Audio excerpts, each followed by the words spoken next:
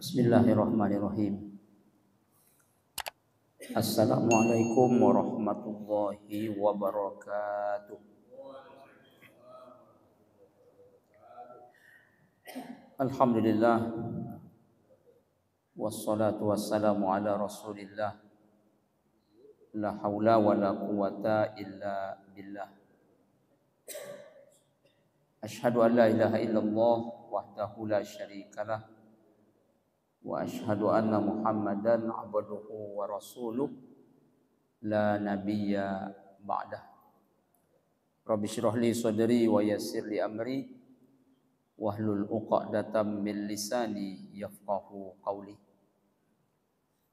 Kaum muslimin, kaum muslimat, tamu-tamu Allah yang mulia, kita ucapkan alhamdulillahi rabbil alamin. Kita bersyukur dan memuji Allah Ta'ala atas banyaknya limpahan rahmat dan nikmat yang diberikannya kepada kita. Allah berjanji jika kita bersyukur, nikmat ditambah lagi. Tapi bila mana kita tak bersyukur, sesungguhnya azab Allah sangatlah pedih. Kemudian kita perbanyak pula salawat dan salam kita mohonkan kepada Allah Ta'ala. Semoga senantiasa dilimpahkan kepada Nabi tercinta Muhammad sallallahu alaihi wasallam. Kita ucapkan Allahumma salli ala Sayyidina Muhammad wa ala ali Sayyidina Muhammad. Dengan sering bersolawat, semoga syafaatnya dengan izin Allah Ta'ala kita peroleh di hari kiamat nanti. Amin ya rabbal alamin. Jemaah tamu-tamu Allah yang berbahagia. Rasulullah SAW bersabda dalam hadis yang diriwayatkan oleh Imam Muslim dari Nu'man bin Bashir radhiyallahu anhuma. Qala Rasulullah SAW, innal halala bayyinun wa innal harama bayyinun. Wa bainahuma umurun mustabihatun la ya'lamuhunna katsirum minan nas. Al-hadis.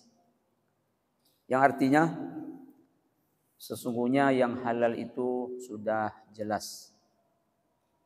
Yang haram itu pun sudah jelas. Antara keduanya adalah perkara yang samar-samar, tidak diketahui oleh orang banyak. Hadis ini dalam kitab Arba'in An-Nawawi menempati nomor urut yang ke-6. Dalam hadis ini Rasulullah SAW menjelaskan bahwa tak ada lagi sebenarnya yang meragukan tentang yang halal, karena sudah jelas halal. Tentang yang haram sudah jelas pula Allah haramkan. Banyak contoh. Kita ambil salah satu. Maaf, tentang menyalurkan nafsu seks seseorang. Yang halalnya macam mana? Melalui pernikahan. Yang haramnya apabila melakukan perzinaan. Tapi anehnya banyak juga manusia mencari yang haram dengan cara melakukan zina. Bahkan ada yang lebih bahaya lagi dalam zaman sekarang ini. Apa itu? LGBT. Jadi sekarang saya berani katakan negara ini darurat LGBT. Kenapa Ustaz katakan demikian? KUHAP yang sekarang sudah disahkan jadi undang-undang memasukkan pasal LGBT itu bukan tindak susila. Na'udzubillah summa na'udzubillah. Apa itu LGBT? Kita sudah sama-sama tahu. Lesbian, gay, biseksual, transgender. Apa itu lesbian? Orientasi seks wanita sama wanita. Gay, orientasi seks lelaki sama lelaki. Biseksual, suka kepada kedua jenis kelamin. Transgender, merubah diri. Dia laki-laki nak jadi wanita, dia wanita nak jadi laki-laki. Ini sudah jelas haram. Tapi digodok di undang-undang kita yang berawal dari KUHP, LGBT bukanlah sebuah tindak asusila. Pantaslah gempa bumi bersahut-sahutan ketika itu diundang-undangkan. Berawal dari Cianjur, pindah ke Garut, lalu ke Jember, kemudian ke Sukabumi. Itu karena kita berada di lempeng bumi, Pak Ustaz. Jadi lempeng itu patah. Kita karena berada di cincin api, Pak Ustaz, makanya terjadi gempa. Itu kan kata para ahli. Yang lebih hebat daripada ahli itu kan Allah Ta'ala. Gempa bumi itu tak terjadi sendiri begitu saja. Gunung meletus itu tak pandai meletus sendiri. Apa dalilnya? Idza rujjatil ardu rajja wa bussatil jibalu bassa fakanat haba'an mumbassa. Apabila bumi digoncang dengan sekuat goncang, apabila gunung dihancur luluhkan seluruh-luluh lantaknya, lalu menjadi abu. Coba perhatikan baik-baik. Dihancurkan, digoncangkan. Berarti tak hancur sendiri, tak bergoncang sendiri. Ada yang menggoncangkan, ada yang menghancurkan. Allah Ta'ala. Kenapa Allah hancurkan? Kenapa Allah goncangkan? Banyaknya maksiat di bumi ini. Jadi bukan patah sendiri. Bukan karena gunung api. Maaf nih wahai para ahli. Itu ya juga. Tapi yang lebih ahli adalah Allah Ta'ala. Jemaah tamu-tamu Allah yang berbahagia. Jadi kenapa itu terjadi? Karena maksiat. Jemaah, LGBT itu sudah jelas haram. Itu perbuatan umat Nabi Lut. Berkata Lut kepada kaumnya, "Ata'tunal fahisyah ma sabaqakum biha min ahadin minal alamin." Maka mengapa kamu melakukan perbuatan keji yang tak pernah dilakukan sebelumnya oleh seorang pun di dunia ini? Innakum la ta'tunar rijal syahwatan min dunin nisa bal antum qaumum musrifun. Kalian melampiaskan nafsu seks kalian kepada lelaki, bukan kepada perempuan. Kalian ni benar-benar orang yang melampaui batas. Jelas kan haramnya? Di KUHP bisa bukan sesuatu dosa. Na'udzubillah. Na'udzubillah summa na'udzubillah. Bukti ini haram, Allah marah kepada umat Nabi Lut. Sebanyak itu azab yang Allah berikan kepada umat-umat terdahulu, wahai jemaah. Yang paling parah azab Allah kepada umat Nabi Lut. Gara-gara LGBT. Apa azabnya?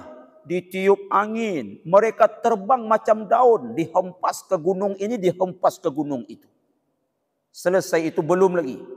Apa azab berikutnya? Allah gempakan bumi kaum Nabi Lut. Bersahut-sahut gempa. Ratuskan kali terjadi gempa. Sehingga terbalik bumi kaum Lut. Yang atas ke bawah, yang bawah ke atas. Selesai sampai di situ belum. Allah hujani mereka dengan batu. Hebatnya, masing-masing batu itu ada nama mereka. Masing-masing batu itu tertulis nama mereka. Hancur sehancur-hancurnya. Makanya para ulama mengatakan, perbuatan LGBT ini lebih keji daripada zina. Apa alasannya? Kambing saja tak ada LGBT. Kucing saja tak ada LGBT. Kucing jantan cari kucing betina. Kambing jantan cari kambing betina. Wahai manusia, kau punya akal. Kenapa kau suka sama jantan-jantan, betina sama betina? Mana akalmu? Pantaslah Allah menyebutkan, kalau manusia ini sudah sesat, dia lebih sesat daripada binatang. Bukan kata Ustaz, kata Allah Ta'ala. Apa bunyi ayat? Laqad zara'na li jahannama katsiran minal jins. Lahum qulubun la yafqahuna biha, wa lahum adhanun la yasma'una biha, wa lahum a'yunun la yubsiruna biha, ulaika kal an'ami bal hum adall. Manusia itu kalau sudah sesat, lebih sesat daripada binatang itu sendiri. Jaga diri, jaga anak kita, jangan sampai jadi LGBT. Para ulama berpendapat, LGBT ini apa hukumannya? Seperti hukum zina. Kalau masih bujangan lajang, dicambuk 100 kali. Kalau sudah berumah tangga, sudah berbini, sudah berlaki, maksudnya dia lakukan LGBT itu dirajam. Itu pendapat siapa? Imam Syafi'i, Imam Maliki, Imam Hambali. Yang ngeri pendapat Imam Hanafi. Bagaimana Imam Hanafi berpendapat hukuman terhadap LGBT itu? Mereka dinaikkan ke gedung paling tinggi, dicampakkan ke bawah, ditimpa pakai batu. Persis seperti Allah menghukum umat Nabi Lut ketika dulu. Ditiup angin, campak ke bawah, ditimpa pakai hujan batu, setiap batu ada nama mereka. Saya teringat Piala Dunia 2022 ni. Ini kembali ke Piala Dunia sikit lah. Awak senang Maroko menang, Ronaldo kalah. Bagaimana? Belgia ketika datang ke Qatar, coba-coba nak mengkampanyekan LGBT. Mana bisa? Qatar tak boleh kan? Hebat Qatar. Ditembak oleh Maroko. Kalah 2-0. Kenapa kira-kira? Karena mereka nampak pemain Maroko disangkanya bini mereka mungkin. LGBT itu kan suka laki-laki sama laki-laki. Begitu nampak penjaga gawang tu lunak-lunak tendangan mereka. Mana bisa? Apa yang terjadi? Mereka kalah, hancur kota Brussels. Hebat itu Qatar.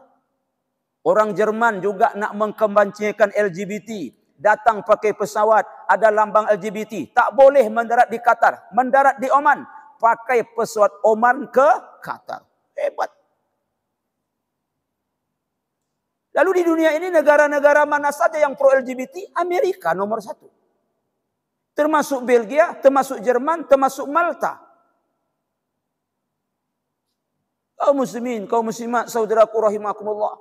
Kata Rasulullah tadi, yang haram sudah jelas, yang halal sudah jelas. Jangan ngarang-ngarang sendiri. Ini agama, buatan Allah, bukan buatan manusia. Kaum muslimin, kaum muslimat, saudaraku rahimakumullah. Maka untuk itu, sekali lagi, kita jaga diri kita jaga keluarga kita.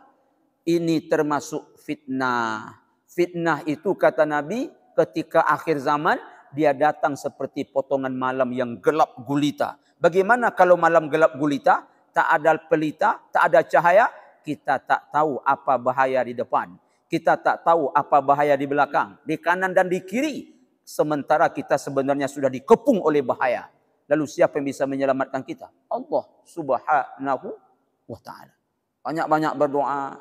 Memohon pertolongan dan ampunan serta lindungan dari Allah subhanahu wa ta'ala. Semoga kita dilindungi dari perbuatan yang lebih hina dari perbuatan setan, bahkan dari perbuatan binatang. Begitu kata Allah subhanahu wa ta'ala. Jemaah tamu-tamu Allah, semoga yang sedikitnya ada manfaat, lebih-lebih hendaknya berkah serta ridho daripada Allah subhanahu wa ta'ala. Semoga Allah jaga kita, Allah jaga keluarga kita, Allah jaga negeri kita yang tercinta ini. Kita tutup dengan doa kafaratul majlis. Subhanakallahumma rabbana wa bihamdika asyhadu an la ilaha illa anta astaghfiruka wa atubu ilaih. Billahi taufiq wal hidayah. Wassalamualaikum warahmatullahi wabarakatuh.